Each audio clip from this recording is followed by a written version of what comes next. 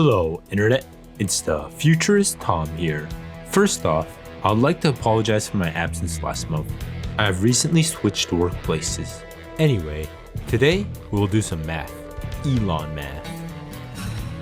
Back when X was called Twitter, our boy tweeted that creating a city on Mars of 1 million people by 2050 requires 1,000 Starship launches per year or 3 per day. Just to put all that into perspective, think about that Starship test flight in April.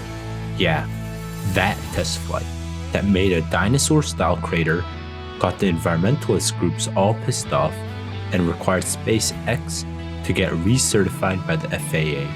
Now, let's imagine 1,000 of these rockets every year. How chaotic do you think this could potentially be?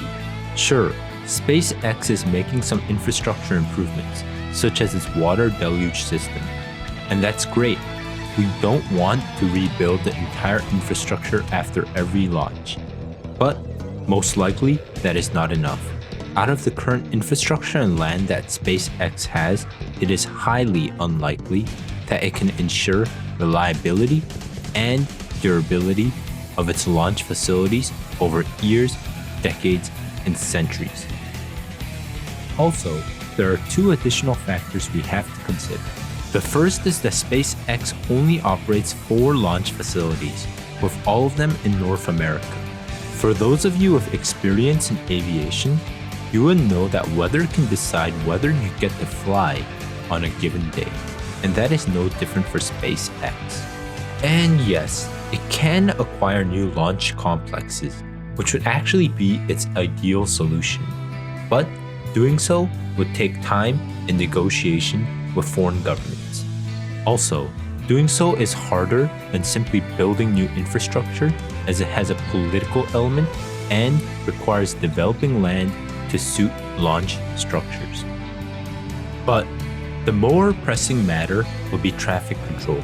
Every time SpaceX has a launch, there are road closures to prevent casualties in case of a rocket failure. Yet, if SpaceX begins using each launch pad every day instead of every week or so, then the roads in the Starship's trajectories will be utterly unusable. On top of this, SpaceX will also have to coordinate with airspace and space debris demands, with the latter having the potential to destroy all of SpaceX's plans via the Kessler syndrome, something I've discussed in my channel. To cap the argument off, who is to say that the launch cadence is stuck at 1,000 per year? The green revolution going on in Earth would call for a high demand for minerals like lithium in space, something that a Mars colony would be well suited for importing after an asteroid mining mission. In this situation, we would have a case of reverse mercantilism, where the US seeks to maximize imports from Mars, which would then export necessities, manufactured goods, and colonists.